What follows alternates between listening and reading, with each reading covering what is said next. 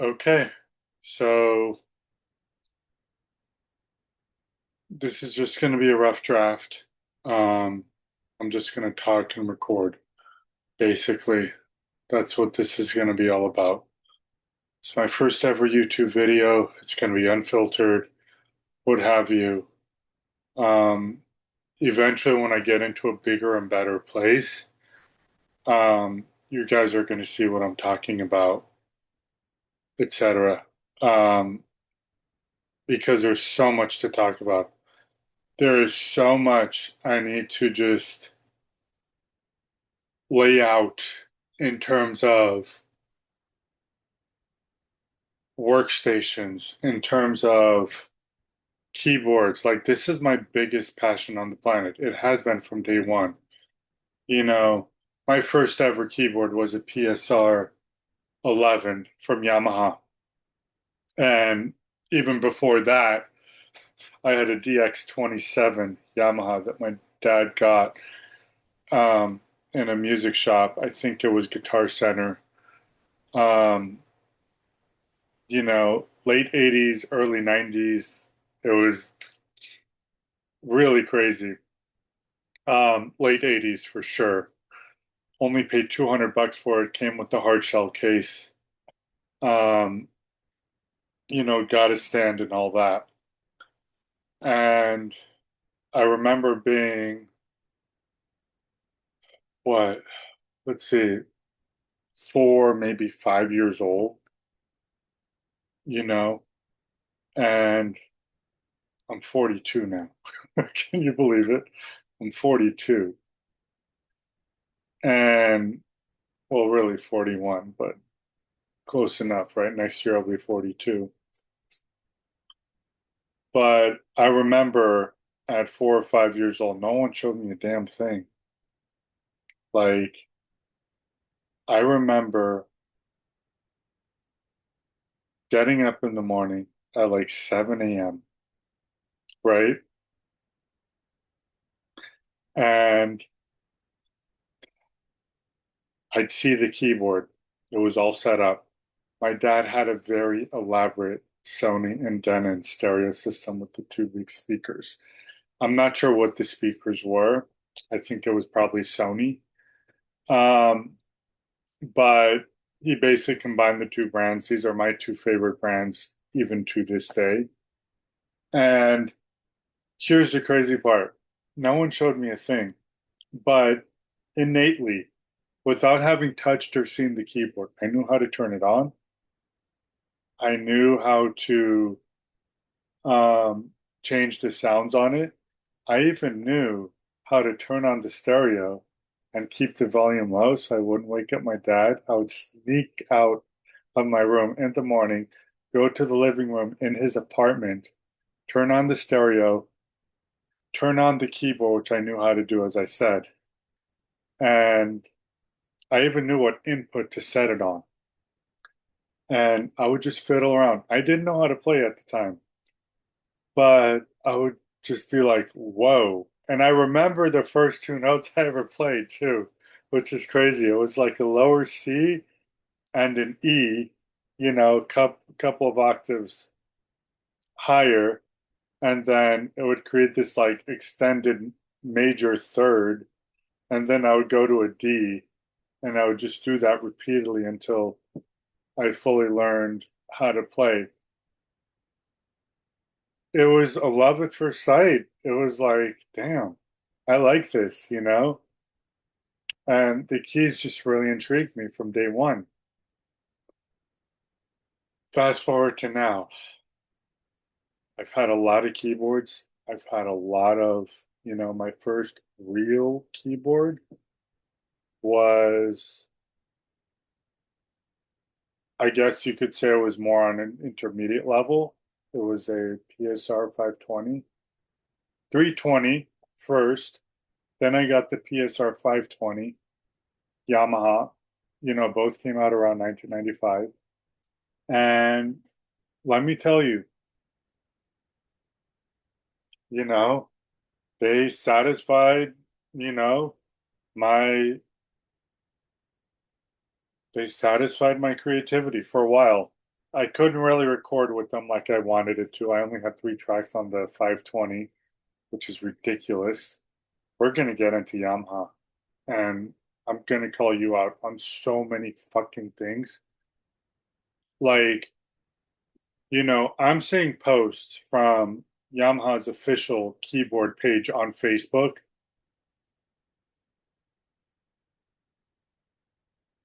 Should we just start there? Let's start there. What the fuck, Yamaha? Like, what the fuck? Okay, let me put it to you simply.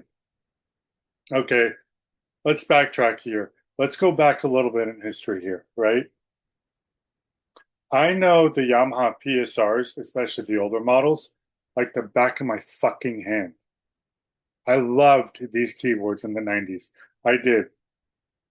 For the longest time, I wanted nothing more from the PSR, from the 100 series PSRs, like, especially if we're talking PSR 500 and up.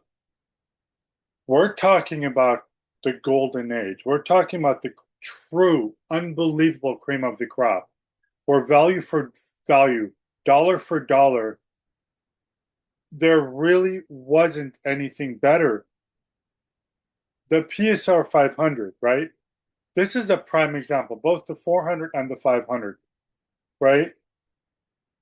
They were very, um, how should I say? They were very basic keyboards, but the sound quality of these keyboards, even to this day, was fucking phenomenal. It was like having an FM preset synthesizer, right? You couldn't edit the sound, but the sounds it had from the pianos to the guitars to the organs, even like bell-like sounds, like it was true FM synthesis in preset form.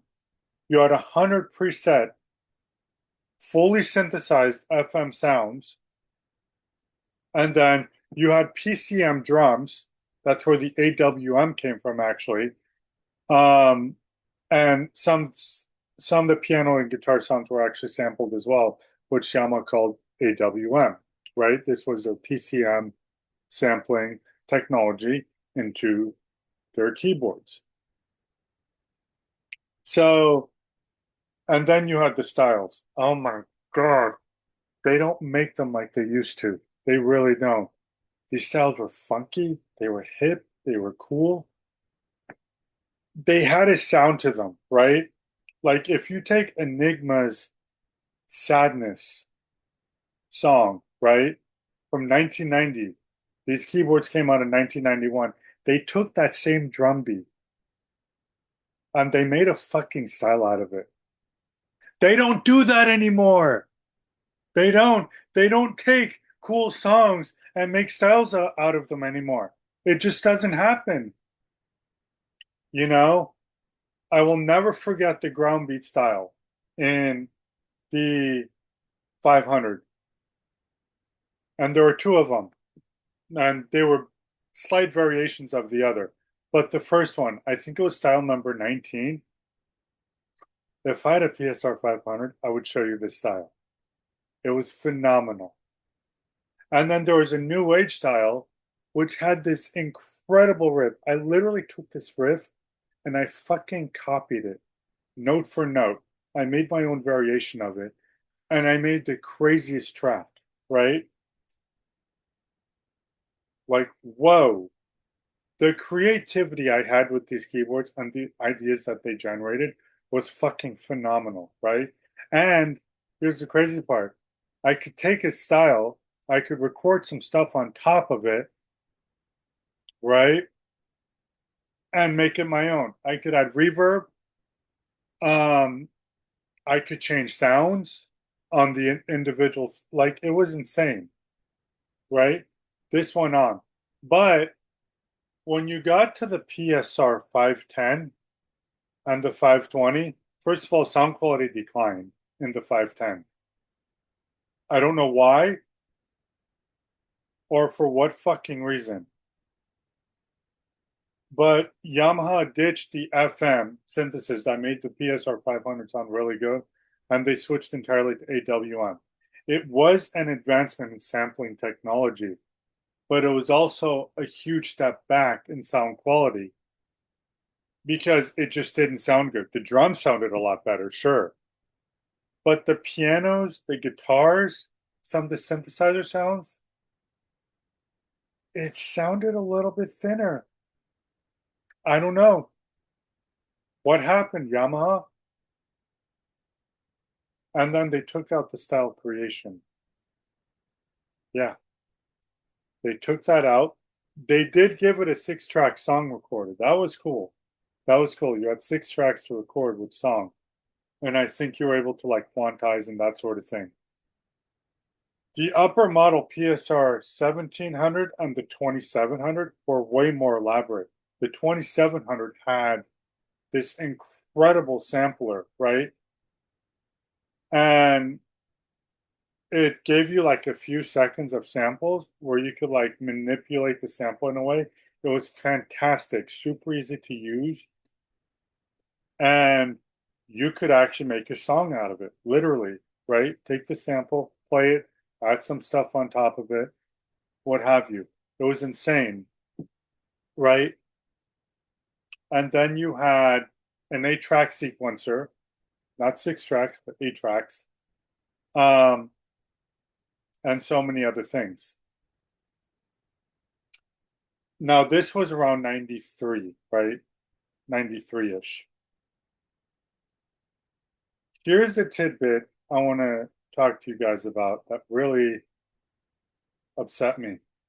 Yamaha made a post about the PSR 6700 specifically, right?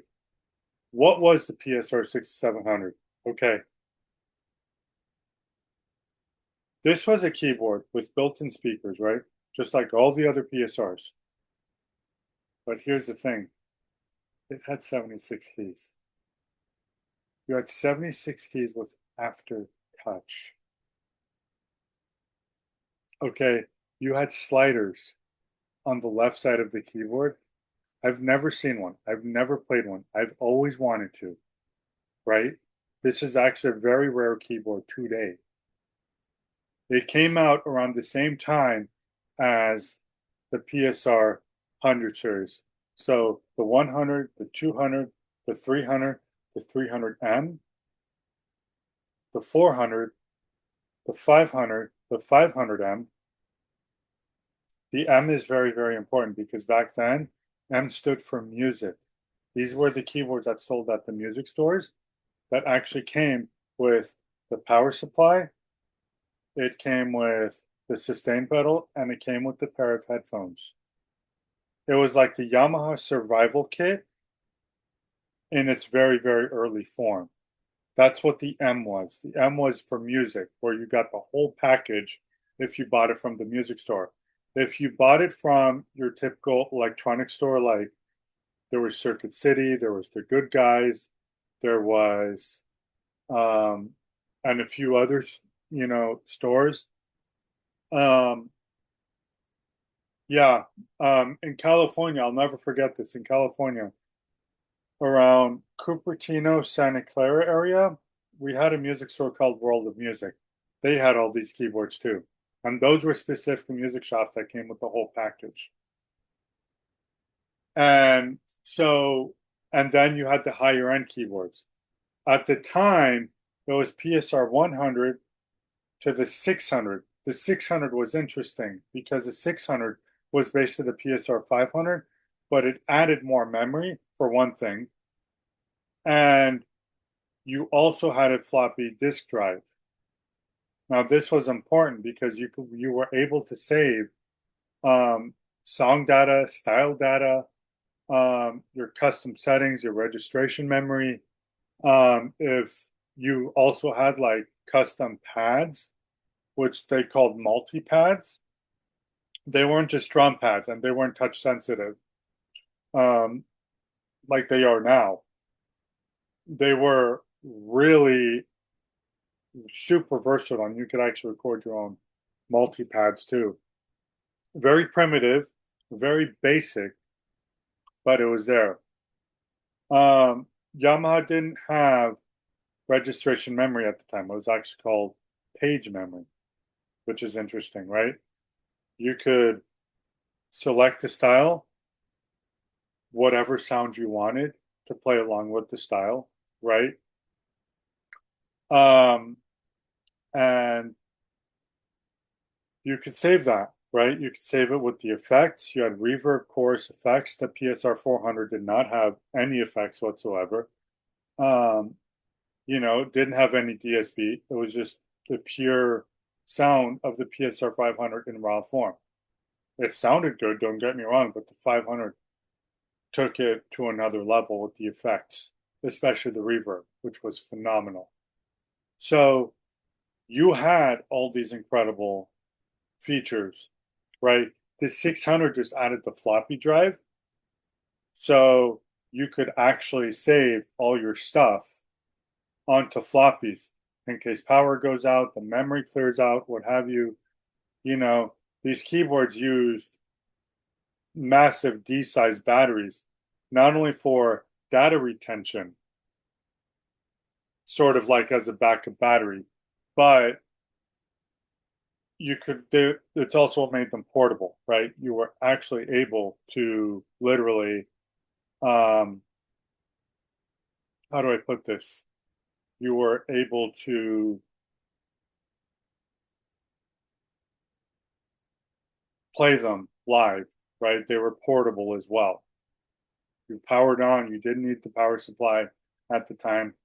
Didn't last very long. It only lasted a few hours. But hey, if you had good quality Duracell or Energizer batteries, which is what I used to use with these keyboards, it was pretty phenomenal. Um, they were super portable in that sense. But Yamaha cheapened out too. You have to remember, they cheapened out. Why? Because instead of putting a fucking CR 2032 battery, like in every other fucking synthesizer, the DX7, the W5, the the EX5, all these keyboards, why didn't they just put a CR 2032 battery and call it a fucking day? You know, they cheapened out. So they're like, yeah, let's make it portable, but instead of the CR 2032 battery, we'll do D size batteries. And it made it really easy to lose your data.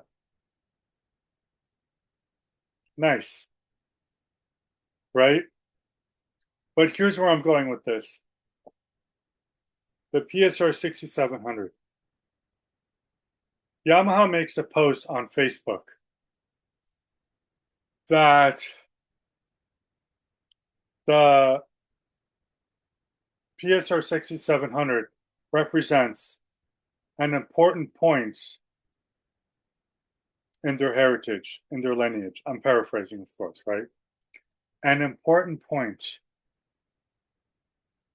That pissed me off. Do you know why? Because this PSR 6700 was the only flagship 76 key arranger from Yamaha in a PSR series. It wasn't cheap. It was $3,500 in 1991. Do you know what that is today? That's 7, 8 grand today. That's the price of a fucking Genos 2. Okay. And here's the crazy part. Here's what really pisses me off. They never made another one. Why? You had 40 fucking years to make one, and you didn't. And you have the audacity to claim that it was a big milestone in your lineage. Well, where the fuck is the other one? Why didn't you make a PSR 6000 in his 76 note keyboard? Why didn't you do it with the 4000, the 7000, the 8000? They did it with the 9000. They made a professional 76 key workstation with the same chassis as the EX5 with PLG plug-in boards. Remember those? Yeah. The 9000 Pro had it. It was not a PSR. There's no way, there's nowhere on the front panel, or even in the manual for that matter, where it states that it was a PSR. It was not. It was a professional 76 note workstation, arranger workstation. It was a PSR 9000 and a professional 76 note chassis. They never made another one. They didn't do it with the Tyros. They didn't do it with the Tyros until the fucking Tyros 5. And the Tyros 5 was fucking phenomenal.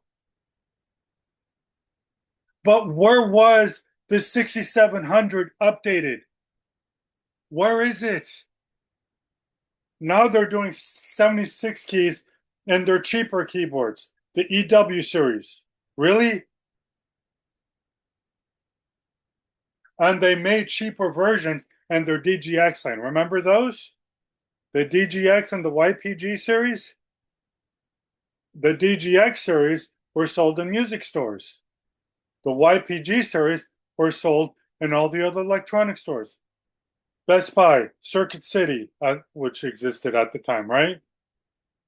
Fry's even. Fry's had them. Yeah, they did. But they never made another one. And they have the fucking audacity to tout it as an important point in their history. If it was that important, you would have made another one. It's really that fucking simple. You would have made another one. Here's another tidbit. Okay. In 1995, we had the PSR 20 series, I'll call it, right? We had the 220, the 320, the 420, 520, and 620.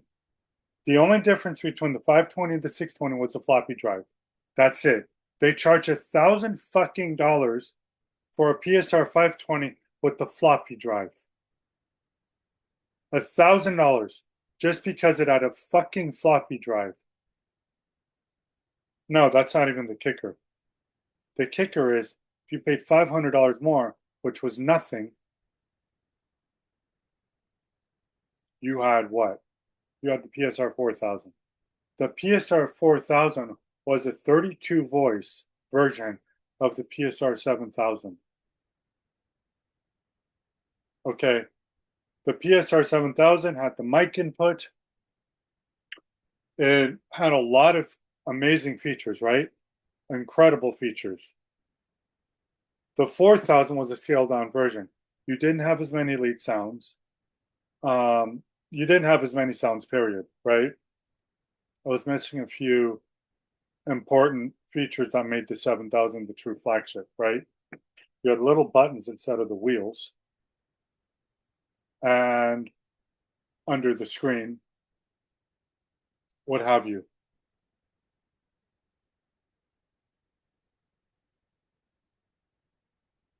My question to Yamaha is this.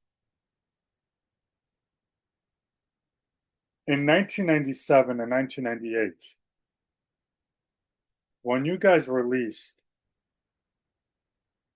the PSR 8000, which was a successor to the 7000, the 8000 was phenomenal. Let me explain this line to you because this is one of my favorite lines of all time. This is what I call the 30 series. You had the 130. They did not have a 120. They had a 125, but that came much, much later. And it had no relevance to the 20 series in 95. But you had the 30 series, right? So in 1997, 2 years later, they come out with the 130, 230, the 330. They skipped the fours, right? So there was no 420 or 430, but there was 330, 530. And they did that because they came out with the higher model after the 530 and 630 called the 730.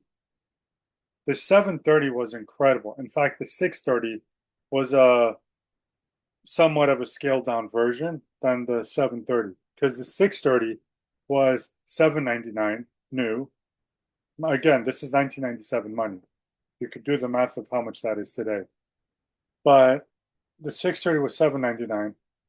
The 730 was 949, 950, something around there. I think it was 799 and 949, $950. The 730 was incredible. It really was. It had a full 16 track sequencer. Very primitive, mind you, very primitive. But it was there. You had full blown custom user styles. You could create a style from scratch on the 730. You could do it with the 630, and the 630 also had the same 16 track sequencer, right? But for the first time ever, unlike the PSR 4000, and this was sort of like the 4000 replacement, although not really, because the 4000 was a little bit higher end. The 730 had a mic input. Now, this was unheard of at the time, right? And for the first time ever, Yamaha featured their XG sound set, which was 480 XG voices, right? And it was basically a 32 note polyphonic sound module, right? But those XG sounds were used primarily for the styles. That's really why they had it. It was incredible. So you had the 730, right? But between $950 to $3,000 for the PSR 8000 when that came out in 1998, that was a huge gap. The 8000 was 3 times the price. My question to Yamaha is, where was the PSR 5000? Why didn't you replace the fucking PSR 4000 with the PSR 5000? You could have made it everything the 8000 was. It could have been an updated 4000, slightly less powerful speaker system. Fine, I'll take that. Right? You could have kept the buttons, right, instead of the wheels.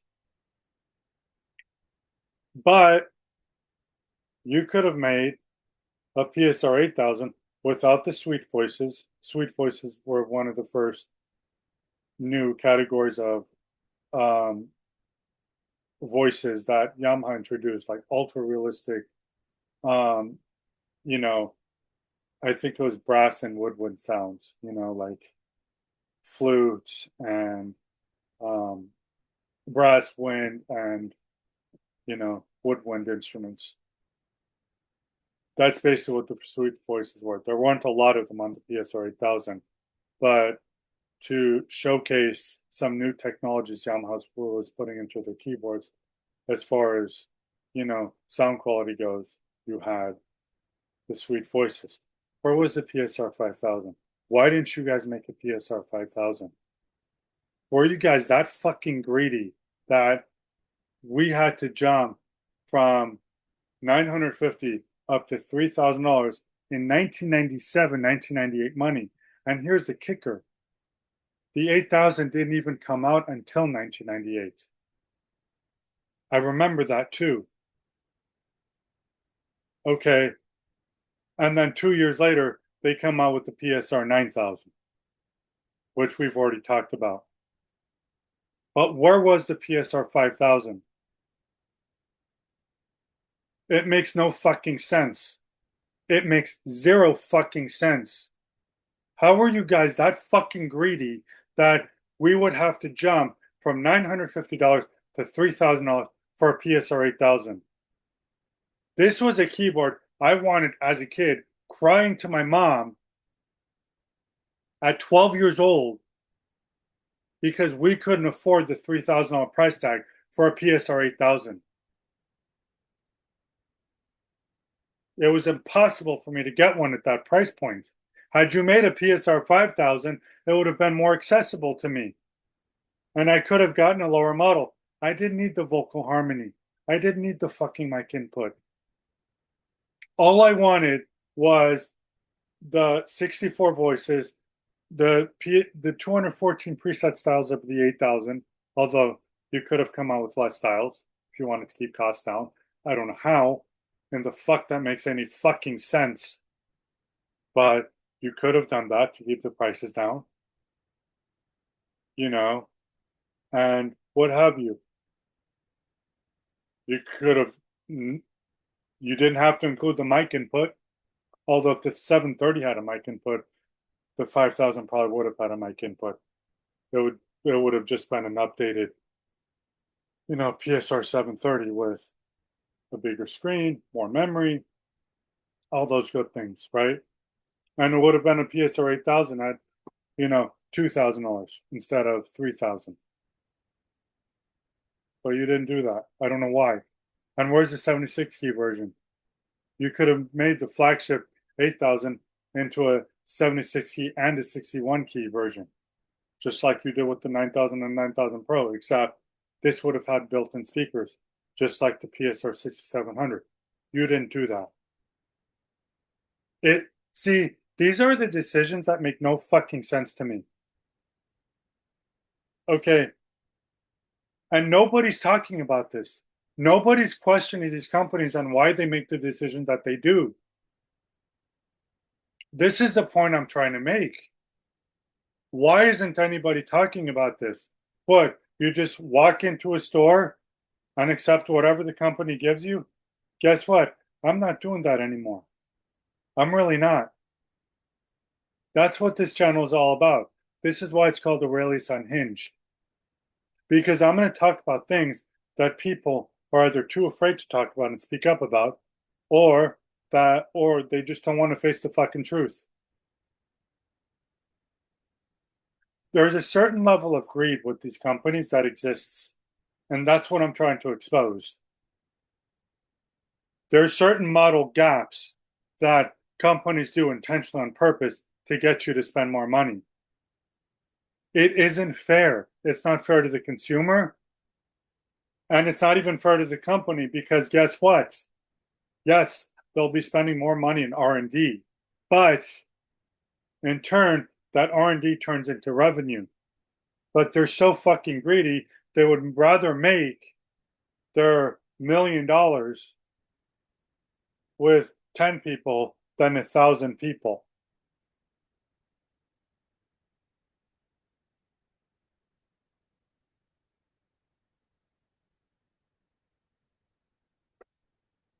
So that's what I'm here to expose. The products, because of that greed, gets affected. This is how products get affected. This is why models like the PSR 5000 doesn't exist. This is why models like, I suppose, the PSR 5500 doesn't exist. That would be a scaled down PSR 9000, right? The 740 was $10.99 when it came out. The 740 was one of my favorite keyboards too, by the way. That thing was gorgeous. The dual screens, the 16-track sequencer, what have you. But again, here's where Yamaha's getting stingy, right? In style creation. You only have 3 slots for style creation. That's it. You only have 3 slots. They cheapened out on the sequencer too, because instead of using the flash memory, which is a lot faster for the floppy, for the sequencer, they used the fucking floppy drive. So you actually needed a floppy, like a Microsoft DOS operating system on floppies. Remember those? Those of you who were born after the year 2000, sorry, this is before your time. But DOS computers, DOS literally stood for Disk Operating System. What does that mean? That means you needed a floppy in order to start your computer in those days. Now, mind you, we're talking the year 2000. And 15 years later, Yamaha's using this old, ancient, outdated, slow-ass technology like it's 1985 again.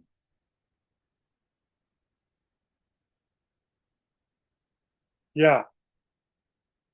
So instead of using the flash ROM or the flash RAM that Yamaha used to create styles, they could have used the same system for people that created those styles in, that instantly saved and edited their styles in the sequencer. But they didn't do that. The 9000 Pro is the same way. The 8000 was the same way. And I'd reckon the 7000 and the 6000 were also the same way. Yeah.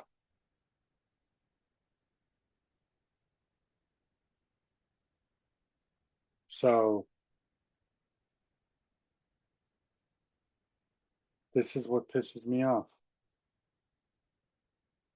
It is these decisions that affect us consumers, that forces us to spend more when we don't really have to, when we shouldn't have to. You see where I'm going with this? Look me in the eye and tell me I don't know what I'm talking about. Yamaha, I'm calling you out. Fuck you. Seriously, fuck you. You could have been the most incredible company making out incredible products. And I feel like you guys missed the boat on so many golden opportunities. It's unbelievable. Where's the 76 key 6700 update? Where's the PSR 5000? Where's the supposed PSR 5500 that you could have made? Right? Where's the 76 key PSR 6000? The 76 key PSR 7000 and 8000? You had it with the 9000. Where is it for the 6000, 7000, and 8000? You did it for the 5700. And what's really ironic is you came out with the PSR 6700 first. That's the crazy part. A year later, they come out with the 5700 with a few updated features. And then they come out with the 6000 in 1994. That's based on the exact same chassis. It is the exact same chassis as the PSR 5700, but there's no 76 key version of that. What about the 1700 and the 2700? Where's the 76 key version of those flagships? Like, what the hell, dude? Really? And then the Tyros series, the Tyros 1 to the Tyros 5. The Tyros 5 being the only one that had 76 keys. And then you fuck it up with the Genos. Dude, I hated the first Genos. I really did. I hated the first Genos. They took everything out that made the PSR, no, I'm sorry, the Tyros 5 so fucking special. Everything that made the Tyros 5 so special, they took out. They fucked up the interface. It just didn't sound the same. It didn't sound the same. It didn't look the same. It looked extremely fucking plain. Yeah, you have those 4 assignable buttons, but why only 4? Why only 4? The sliders with the OLED? Yeah, that's a nice touch. Sure, okay. Where's the rest of it, though? You know, at least the Taros 5 had sliders under the screen with the buttons. You still had the buttons. That's the crazy part. You still had the buttons. And I love that. Because you could press 2 buttons simultaneously and reset the volume of whatever sound you're on, whether it's a style track a sequencer track, or a right-hand voice, left-hand voice, or the dual voice. Yeah, or the third voice, because Yamaha had three voices for the right hand. Yeah,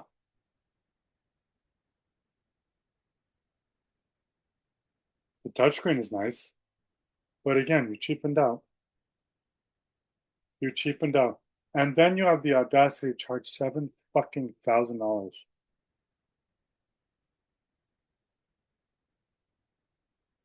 Unbelievable. Unbelievable. The SX series were incredible. I will give credit where credit is due. The SX series is incredible. The S series was also incredible. The fact that you guys came out with the S670. Actually, it started off with the S500 and the S550, right? Higher end PSR keyboards. That started at around 700-800 bucks. I think it was closer to 800, right? You had the 550, the 500, the 550, and I think there was a 550. There was a black S500 as well. I forget. I think it was the 550B, if I remember correctly. But I remember there being a black version of that, right? 550 becomes SX 600. Then they had the 650. That was cool. And the 670. Yeah, the 670 is incredible. It really is, right? It really is.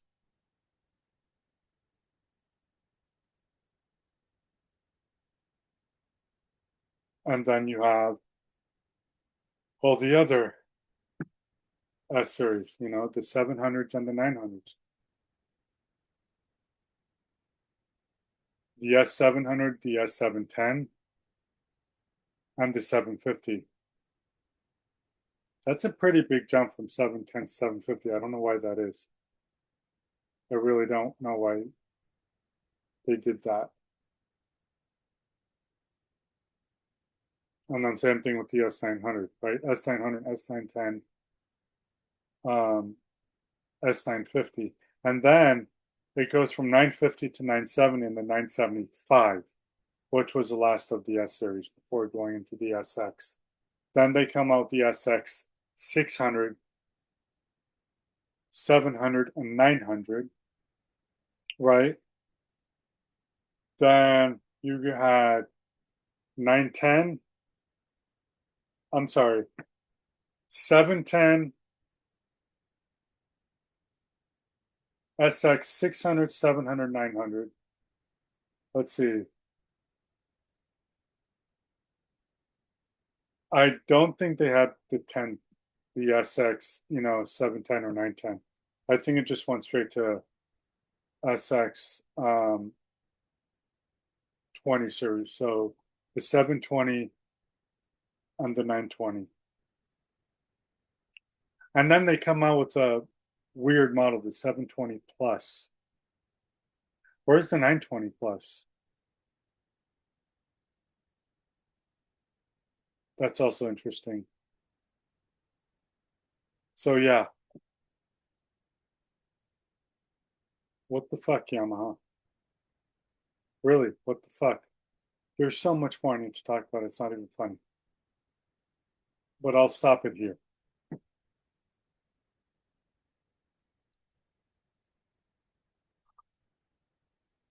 Yeah,